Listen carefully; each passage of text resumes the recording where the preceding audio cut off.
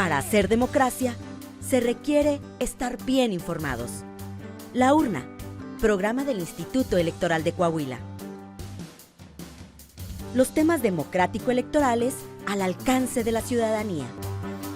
Hola, ¿qué tal? Bienvenidos a su programa La Urna, producción del Instituto Electoral de Coahuila. Como siempre, les saludamos y le invitamos a que se quede con nosotros. Protagonistas de la vida democrática de Coahuila y de México en comunicación directa con usted. La entrevista.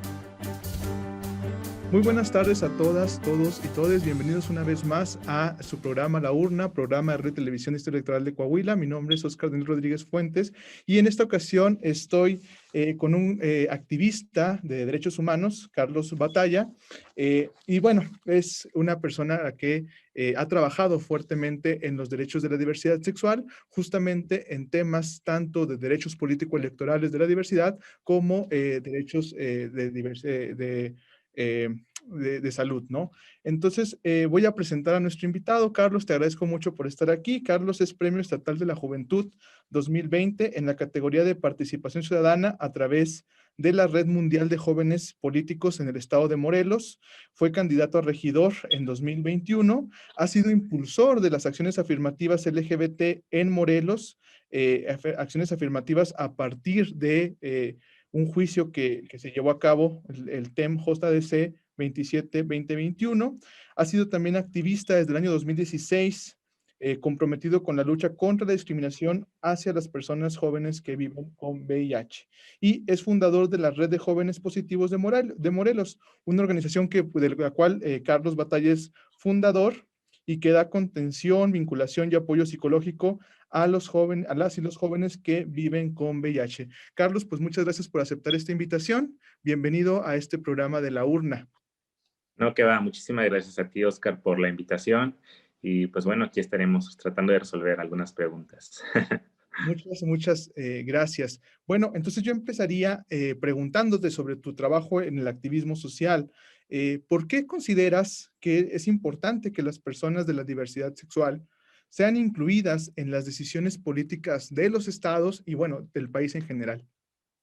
Pues mira, al ser una de las poblaciones históricamente vulneradas, pues no hemos tenido una representación como tal en estos años. Si bien se ha trabajado en que la comunidad pueda acceder a estos espacios públicos, pues solamente se ha quedado en el intento, porque realmente no hemos tenido esa representación a nivel nacional que ha impedido que se legisle a favor de muchos derechos que aún nos faltan, de muchos temas que siguen pendientes en la agenda legislativa y demás, por lo cual, pues creo y considero que el que la población LGBTIQ+ esté en espacios de representación, pues es fundamental, porque ellos son quienes entienden, son quienes han vivido en carne propia lo que ocurre día con día. Entonces, pues qué mejor que la población LGBT tenga un espacio de representación. Si bien ya contamos en lo federal con 2 diputadas trans, pues aún falta muchísimo, muchísimo para que en los estados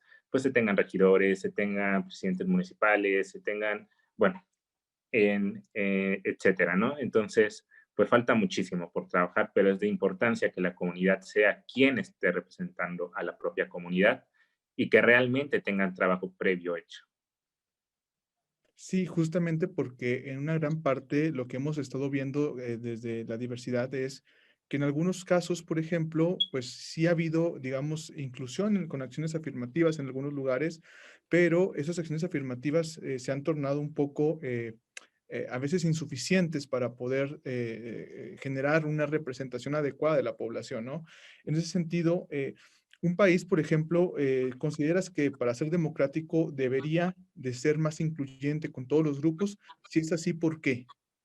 Sí, claro, no solo hablando de la diversidad sexual, sino también de las personas con alguna discapacidad, de las comunidades indígenas, de las afromexicanas, etcétera, pues todos necesitan estar representados, sobre todo en espacios donde se pueden ver representados. En este caso, en lo federal, pues hay espacios para que todos los grupos puedan estar bien representados. Sin embargo, hay muchas puertas que quedan como con huecos en los cuales pues partidos políticos, personas y demás aprovechan esas entradas y pues le dan vuelta, ¿no? Entonces, en vez de que estén representados, pues están representados por otras personas que ni al caso, que ni tienen la vivencia, ni saben qué es lo que están trabajando, ni más. Entonces, es muy importante que para que tengamos un país democrático, pues estén todos los grupos, pues históricamente vulnerados representados, y no solo a nivel federal, sino estatal. Entonces, pues sí, considero que sí debe de estar. Y en esta situación que nos comentas, tú como una persona activista, tienes bastante experiencia en el activismo a la sociedad civil, eh, ¿cómo crees o qué se necesita para alcanzar un contexto político favorable para los grupos históricamente vulnerados y en especial para la comunidad a la que representas, que es la comunidad de la diversidad sexual? Mira, te voy a hablar ya de un poco más desde mi experiencia. Si bien yo pertenezco a una comunidad históricamente vulnerada como la LGBT, yo siendo gay, pues aparte soy VIH positivo. Entonces, sumándole que es otro de los grupos vulnerados históricamente, que han sufrido estigma, discriminación y demás, yo cuando me lancé justo para la regiduría aquí en el estado, perdón, en el municipio de Cuernavaca, pues yo me hice visiblemente VIH positivo, es decir, yo quise que la gente supiera que era una persona joven que vivía con VIH y que aparte pues tenía experiencia en la política, ¿no? O sea, que pues mi formación académica es politólogo, estudié ciencias políticas y demás, y que estoy preparado para poder acceder a un cargo de elección como de este tipo y que pueda hacer un excelente trabajo, que si bien todo esto suma un adultocentrismo, porque me ven joven y demás, y dicen, no, pues un joven, ¿qué va a poder trabajar? ¿Qué va a poder hacer? Sin embargo, hemos dado cuenta de que los jóvenes podemos estar muchísimo más preparados que aquellos que dicen llevar mucho tiempo en la política y realmente su trabajo es nulo y no se ve. Justamente mencionas un caso interesante que tiene que ver con la intersección de varias características en las personas, como por ejemplo puede ser una persona que pertenece a la diversidad sexual, pero también una persona que vive con VIH, por ejemplo, y aparte el joven, ¿no? Tres situaciones que a veces te hacen triplemente discriminado, ¿no? Como parte de este grupo, hay a veces discriminaciones diversas y múltiples, ¿no? Hacia las personas. En este último punto que hablas de la juventud, me gustaría preguntarte si tú consideras, o cuál consideras más bien que es la principal problemática que enfrentan las y los jóvenes de la diversidad sexual, los jóvenes LGBTIQA+, al querer participar en política. Desde tu experiencia, ¿cuáles serían las principales problemáticas? Pues mira, sin duda alguna, el adultocentrismo es una problemática de primera. O sea, nos ven jóvenes y dicen, no, le damos el espacio, dejamos que esté ahí un rato, pero pues no le damos la oportunidad como tal. O sea, dejamos como que se deje ahí está, pero no está.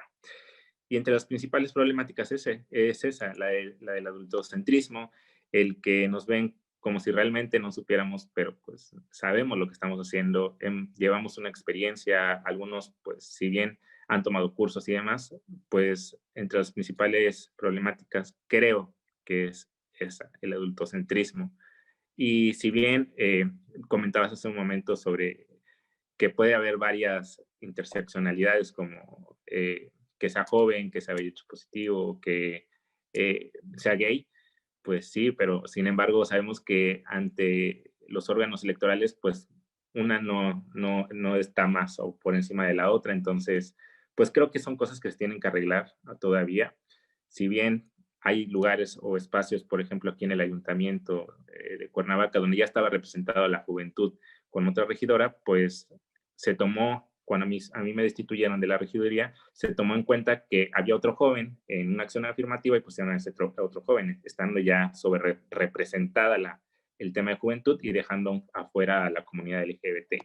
Y pues lo pude haber visto como un tema de discriminación, sin embargo, pues sé que aún falta muchísimo trabajo por hacer en materia electoral. En este último punto me parece importante lo que mencionas, justamente porque si bien ha habido varias acciones afirmativas en diversos estados, lo que se ha podido notar en esas acciones afirmativas es que cuando los partidos políticos tienen la posibilidad de poner varios grupos en una sola bolsa, el último grupo al que acuden para postular o para meter en una representación proporcional son justamente a las personas de la diversidad sexual. ¿Cuál es tu opinión sobre este punto y por qué crees que sucede así? Mira, justo en el tema de la acción afirmativa que implementé aquí en el estado de Morelos en el año pasado, fue porque a la comunidad LGBT no nos tomaban en cuenta para poder acceder a estos cargos.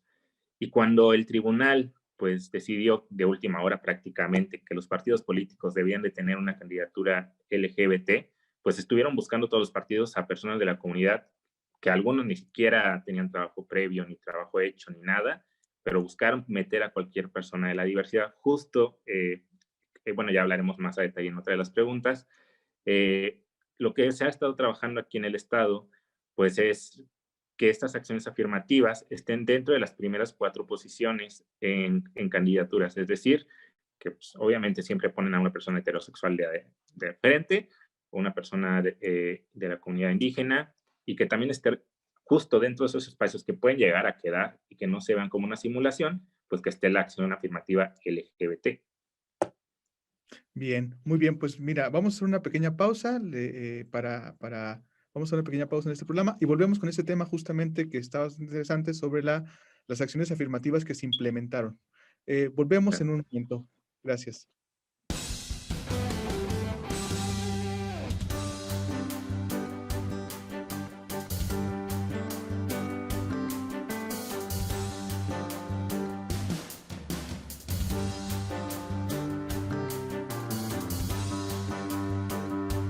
Muy buenas tardes a todas, todos y todas. Estamos nuevamente aquí con nuestro invitado Carlos Batalla en su programa La Urna, programa de radio y televisión del Instituto Electoral de Coahuila.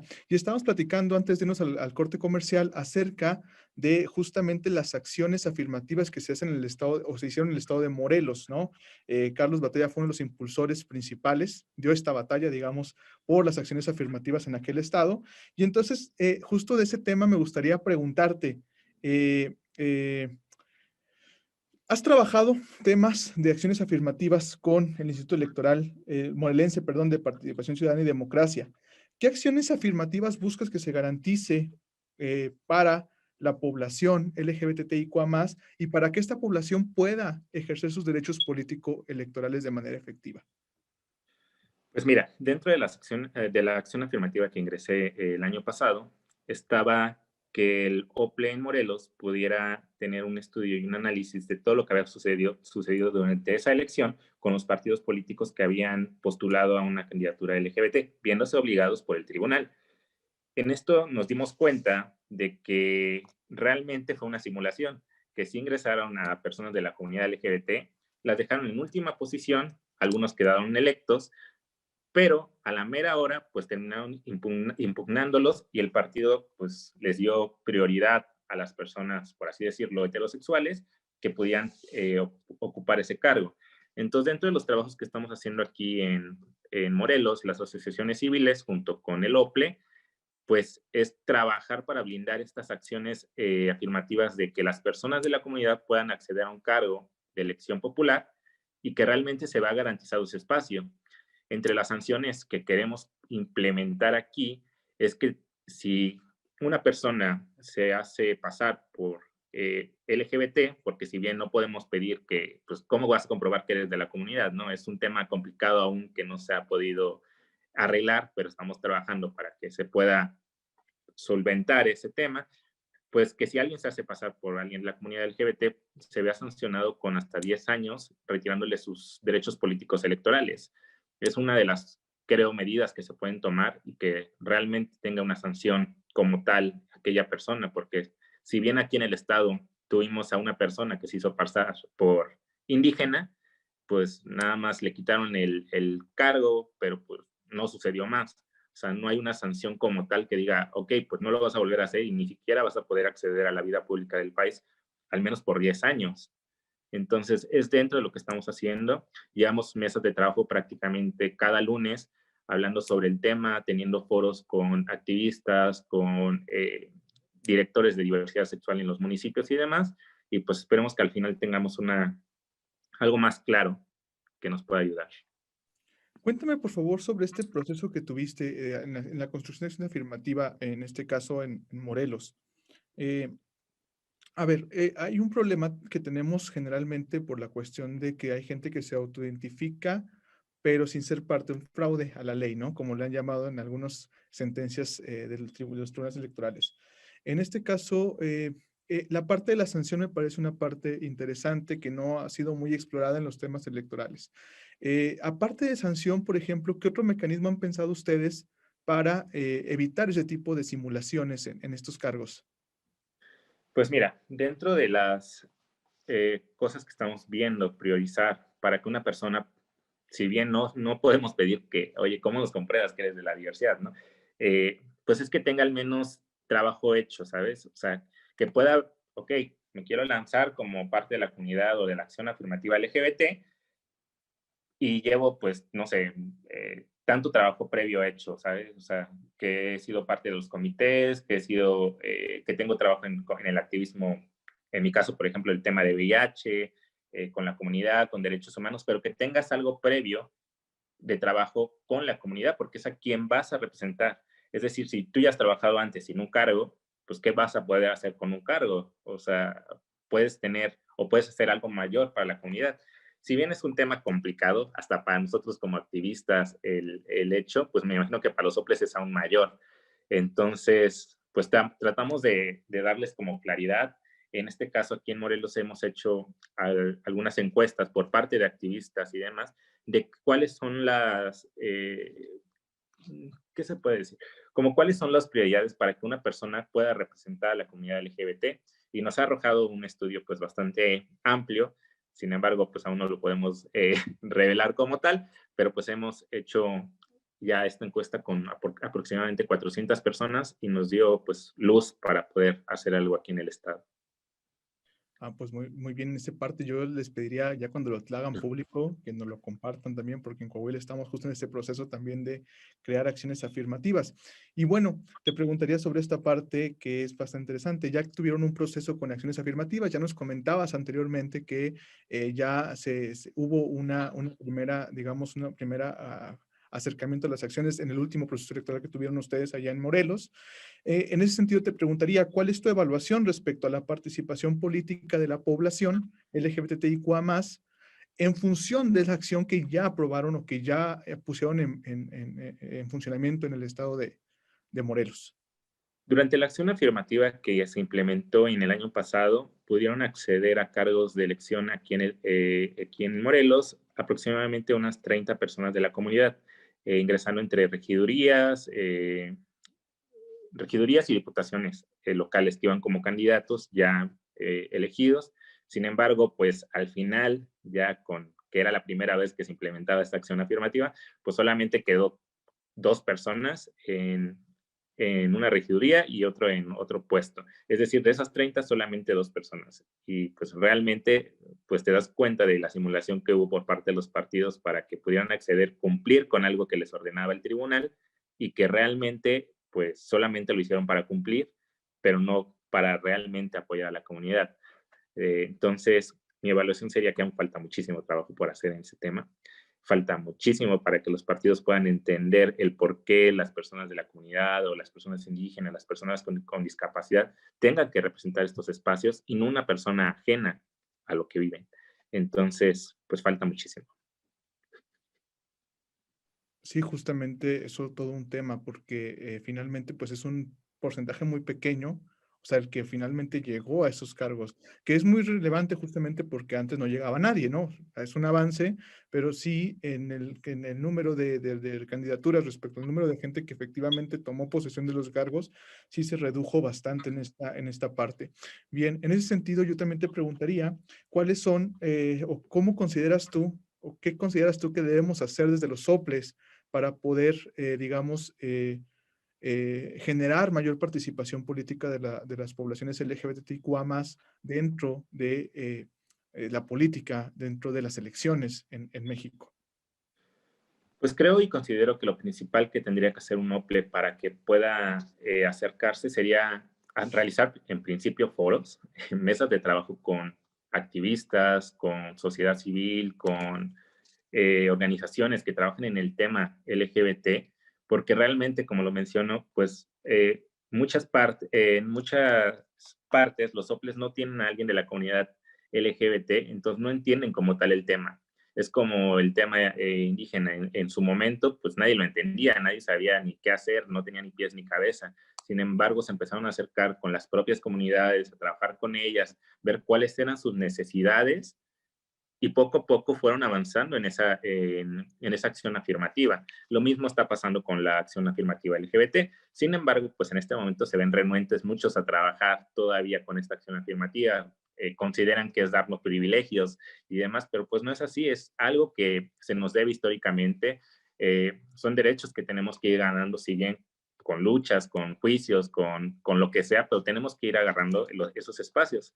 Y dentro de los soples, pues prácticamente pues siempre es abrirnos las puertas, no cerrarse a hablar del tema y pues nada, trabajar con ello. En una situación ahí final, ¿tú has visto que sí existe en el país mayor avance de los derechos político-electorales de la diversidad sexual o has visto una serie de retroceso respecto a lo que hemos estado platicando? ¿Cuál sería tu evaluación final de todo el tema de la participación política de la diversidad? He visto, claro, un avance, si bien me he involucrado más en el tema, antes probablemente no lo tenía tan claro, pero hoy en día me he dado cuenta que a nivel nacional, pues tenemos algunos diputados, diputadas o diputades que pertenecen a la diversidad sexual. En lo federal, pues tenemos las 2 chicas trans, Salma, María, y tenemos una diputada que pertenece a la comunidad lésbico, que pues si bien representan a grupos en específico, pues son parte de la comunidad LGBT. Entonces, pues sí ha habido un gran avance, pero como digo, aún falta muchísimo, muchísimo por trabajar, por desarrollar y porque las instituciones puedan abrir esos espacios. Y no solamente hablo de diputaciones ya ni nada de ello, sino también por ejemplo, acaba de haber un magistrado electo, no me acuerdo en dónde, que pertenece a la comunidad y es uno de los primeros en América Latina en acceder a este espacio. Entonces, pues creo y considero que hemos ido avanzando poco a poco, pero en algún momento tendremos todo aquello que le pertenece o le debería de pertenecer a la diversidad sexual. Muy bien, pues estamos terminando este programa. Yo te agradezco mucho, Carlos, por tu trabajo. Ahí nada más el dato, el magistrado es Sociel Baena, también orgullosamente coahuilense y está ahora en Aguascalientes ejerciendo la función, la primera magistrada a nivel nacional. Te agradezco mucho por este tiempo que nos has dado, nos has regalado una excelente entrevista y un excelente conocimiento sobre el tema de acciones afirmativas para la diversidad. Entonces yo nada más cerraría con dándote el espacio para un mensaje final que te gustaría compartirnos. Claro, creo que mi mensaje final iría más dirigido a los jóvenes, es que realmente, más allá de ver si te interesa o no te interesa acceder a un cargo de elección, es involucrarte en la vida pública de tu país. Si tú perteneces a la diversidad, pues luchar porque los derechos de la diversidad se puedan ver implementados y aunque probablemente tú no seas el beneficiado, pues trabajes a favor para que otros puedan acceder a esos cargos y realmente tú tengas esos derechos que te pertenecen. Entonces, como joven, pues primero que nada es acceder, es luchar, es informarte y pues en todo caso, pues buscar opciones para aprender de todo un poco. Entonces, si eres joven, pues adelante. Pues muchísimas gracias, Carlos, por tu entrevista y muchas gracias a todas y todos los que nos acompañaron en esta emisión del programa La Urna. Nos vemos en una siguiente emisión. Muchas gracias y que tengan una excelente tarde. Y bueno, fue todo. Muchísimas gracias por haber estado aquí con nosotros en su programa La Urna, esta producción del Instituto Electoral de Coahuila. Nos puede seguir también en redes sociales, en Facebook como laurna.programa radiofónico del IEC, en Instagram, programa-radiofónico y en Twitter, laurna-IEC. Queremos tener comunicación con usted. Pásenla muy bien. Hasta la próxima semana. Gracias por acompañarnos en una emisión más de La Urna, llevado hasta ustedes por el Instituto Electoral de Coahuila. Nos escuchamos en nuestra próxima emisión.